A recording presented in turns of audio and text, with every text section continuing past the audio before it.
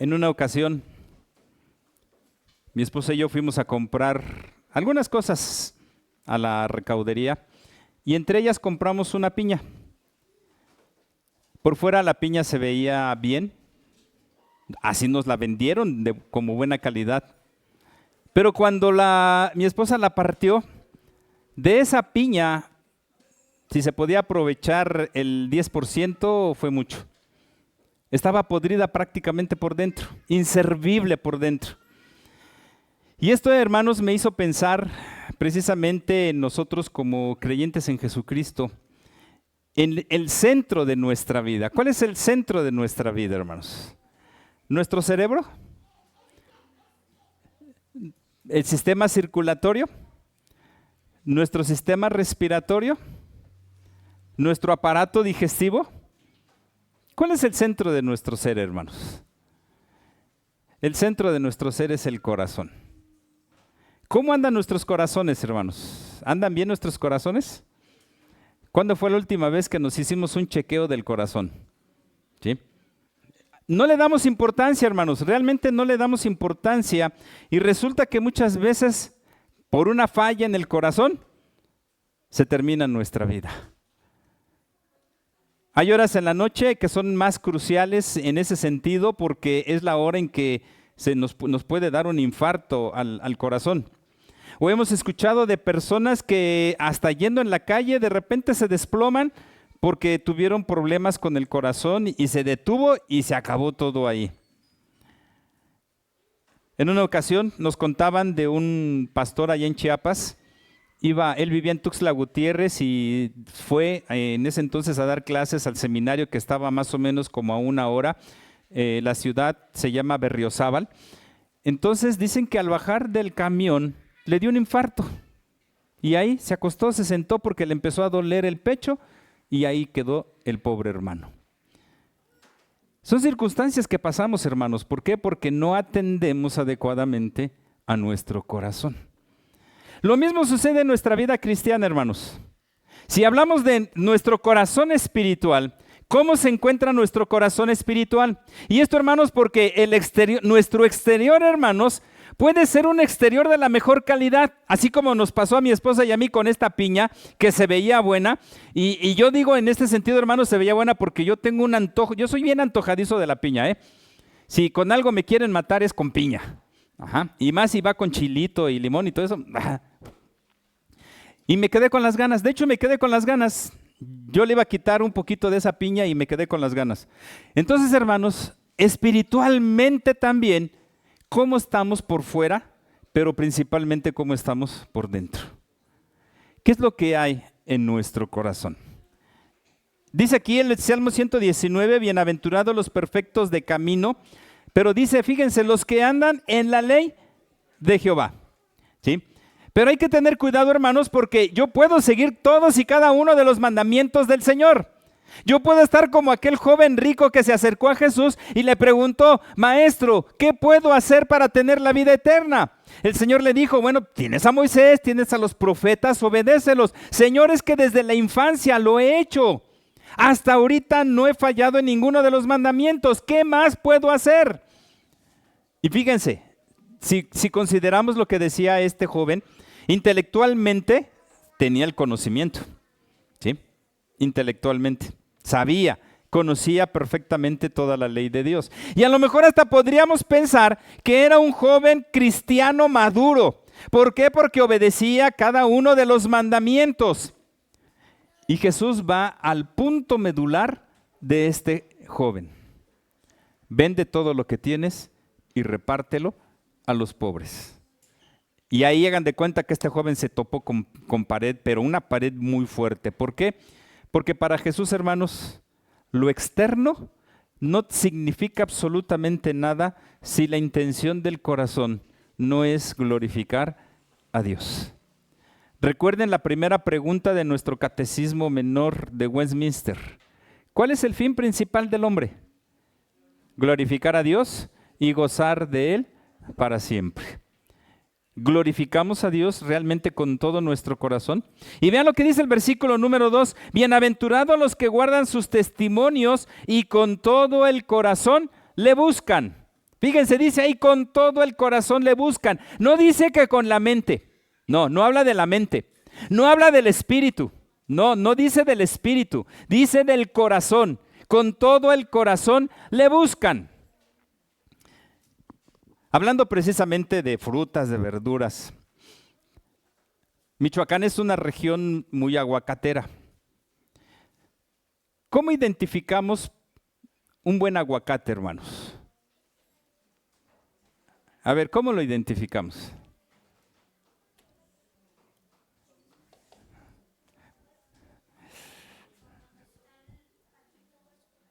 ¿Dónde está el qué? Donde se agarra a la planta. Híjoles, hermanos. Bueno, sí está bien, pero hay otra cosa más que distingue a un buen aguacate, hermanos. No, no. O sea, todo eso está bien, porque todo eso que me están diciendo indica, bueno, ciertas características para decir ya está apto para comer. O sea, ya está el color, la textura, inclusive cuando uno no podemos decir los apachurra, porque si lo apachurran ya lo echaron a perder. No, hermanos. Los mejores aguacates son los que tienen el hueso chiquito. No el hueso grande, sino el hueso chiquito. Yo no sé si lo sabían, ¿sí? Pero así son los aguacates de la mejor calidad, los que tienen el hueso chiquito. Cosas, ¿sí? Así lo dispuso el Señor. Pero vean, hermanos, cómo tiene que ver con el corazón, porque el hueso es el corazón del aguacate. Y si podemos dar muchos ejemplos, hermanos, así, y vamos a ver que al final de cuentas lo que importa es lo básico, lo esencial de lo que sea, de lo que nos refiramos, una fruta, una planta. Nosotros, en el caso nuestro, es el corazón. Nuestro corazón, hermanos. Y de nada me sirve, les digo, como dice aquí, este hombre, el joven rico, seguía todos los mandamientos. Aquí dice, bienaventurados los que andan en la ley de Jehová. ¿Cómo vamos a distinguir a un buen cristiano de un mal cristiano, hermanos? ¿Por la cantidad de horas que pasa en el templo?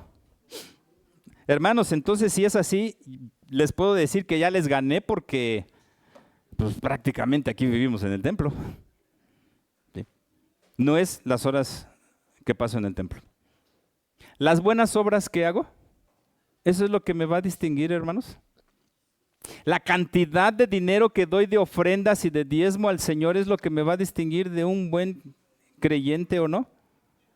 ¿Qué es lo que me va a hacer diferente? ¿Qué es lo que va a hacer que yo diga, soy un creyente de alta calidad?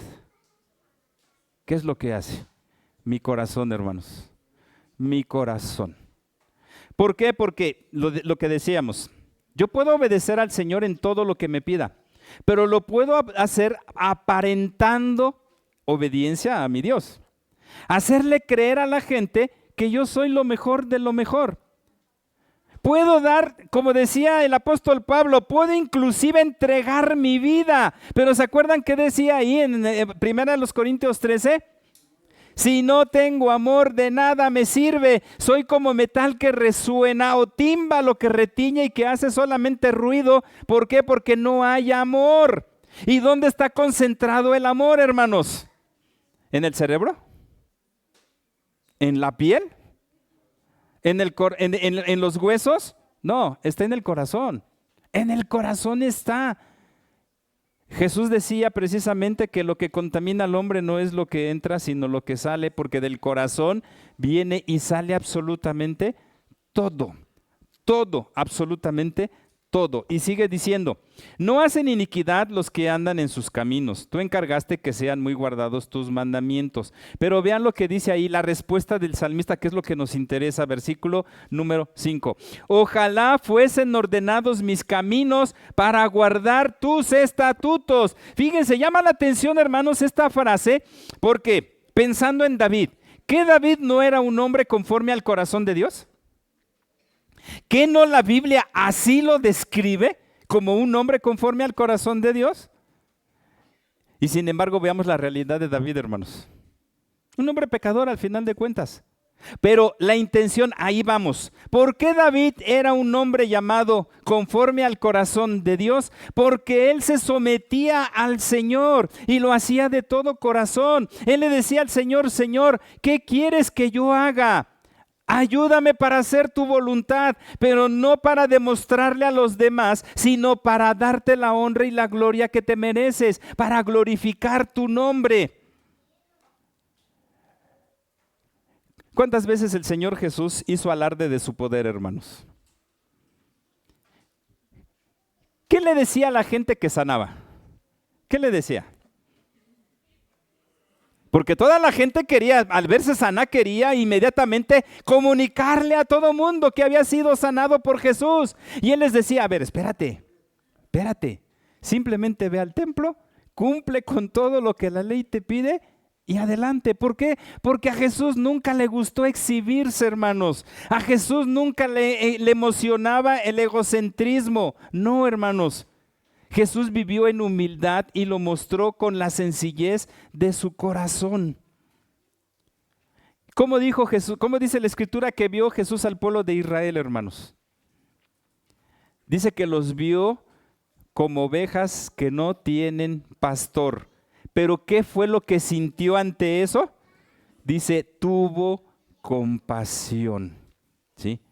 Es decir, sintió lo mismo que está sintiendo el otro. Y vean, simple y sencillamente, quién era Jesús, hermanos. Creo que no podemos encontrar una mejor descripción de Jesús y de todo lo que hizo, más que la que está en Filipenses capítulo número 2. Ese himno que escribe Pablo y que dice, el cual siendo igual a Dios no consideró esto como cosa que aferrarse, sino que se despojó a sí mismo haciéndose hombre, tomando la forma de siervo, haciéndose obediente hasta la muerte de cruz. Fíjense, hermanos, si Jesús no hubiera tenido el corazón que tuvo, ¿hubiera dejado la gloria del Padre? ¿Hubiera dejado la majestuosidad que tenía allá en el trono celestial por venir aquí a habitar entre pecadores? ¿Por nacer como nació? Desde que nació Jesús se vio perseguido y lo estuvieron persiguiendo a lo largo de todo su ministerio. No tenía necesidad absolutamente de nada, sin embargo, su corazón era un corazón lleno de amor. Su corazón era un corazón dispuesto a alabar a Dios, que hizo lo que tenía que hacer sin andar diciéndole a la gente todo lo que hacía. ¿Qué hacía Jesús al terminar cada día, hermanos? ¿Se acuerdan? Dice que se apartaba para estar con los suyos o para estar en comunión con el Padre. No le gustaba andar alardeando, simple y sencillamente hacía lo que le correspondía porque para eso había venido.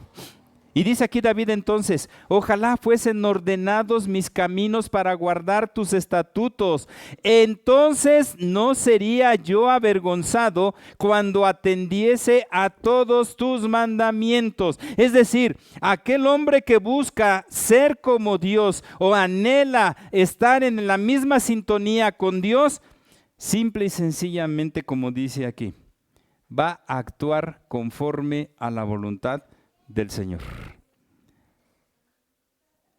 Pero sobre todo, va a poder presentarse ante quien sea sin que alguien le reproche absolutamente nada. Nada. ¿Sí?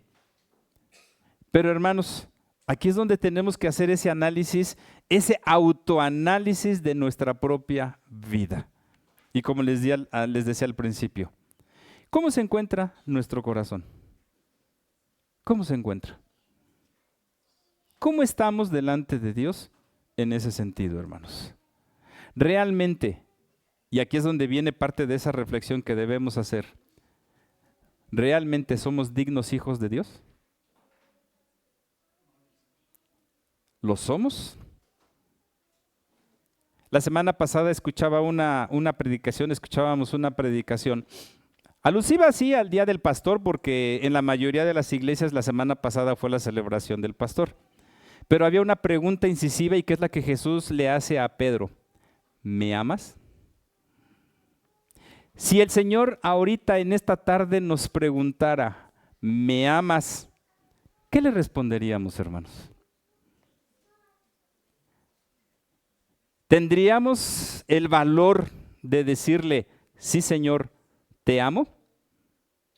Y si le responderíamos, te amo, ¿estaríamos dispuestos a escuchar la confrontación de Dios hacia nosotros? Porque ¿qué creen que nos diría Dios si nosotros le dijéramos, sí, Señor, yo te amo? ¿Qué nos diría, hermanos? ¿Qué nos diría? Si me amas, ¿por qué no haces esto? ¿Por qué no haces esto? ¿Por qué no haces esto? Y nos sacaría toda una lista, hermanos, de cosas que no hemos realizado y a través de las cuales se supone que tendríamos que mostrarle nuestro amor. Y pensemos esto, hermanos, primero a nivel personal, pero también a nivel como iglesia. Como iglesia podremos responderle al Señor, Señor, ¿sí te amo? ¿O le responderíamos como Pedro? Señor, te quiero. Solamente te quiero, Señor. No te amo, te quiero. Esto, hermanos, a lo mejor podrían decir, híjoles, qué fuerte es esto. Pero pensemos, hermanos, en quién pone los estándares para nuestra vida. No estamos hablando de un cualquier maestro. No estamos hablando de cualquier autoridad. ¿Por qué? Porque las autoridades nos ponen estándares de vida y ahí está la Constitución Política de los Estados Unidos Mexicanos, está la ley de educación, la ley del trabajo y un montón de leyes que ponen ciertos estándares para nosotros para vivir y para convivir. No estamos hablando de ningún ser humano, estamos hablando de Dios, hermanos. Y si Dios es santo y es perfecto, sus estándares son santos y perfectos. Y tenemos que llegar hasta ellos, tenemos que cumplirlos en la totalidad. ¿O no dice la Escritura que debemos llegar a la estatura del varón perfecto? Y fíjense, yo les he dicho, sí, hay que hablar, hay que pensar, hay que sentir, hay que actuar como Jesús. Pero ¿saben qué es más bien llegar a la estatura del varón perfecto, hermanos? Dos cosas. Vivir en obediencia a Dios, sometiéndose a su palabra y viviendo en humildad. Son las dos cosas que, hermanos, si lo ponemos en consideración de nuestra vida, ¿realmente estamos obedeciendo a Dios? ¿Qué le costó a Jesús obedecer a Dios, hermanos? La muerte. ¿Estaremos dispuestos a morir obedeciendo a Dios, hermanos? ¿Qué le costó a Jesús? La humildad. La humildad de Jesús le costó morir como el peor de los delincuentes, sin deber absolutamente nada y sin reprochar, sin acusar y sin decir nada. ¿Cuál fue la única expresión de Jesús en la cruz del Calvario con respecto a la gente, hermanos? Perdónalos porque no saben lo que hacen. Fíjense, hermanos, la humildad y la obediencia de Jesús lo llevaron a la cruz. ¿Nosotros estaremos dispuestos a llegar a la cruz obedeciendo y siendo humildes en nuestra vida?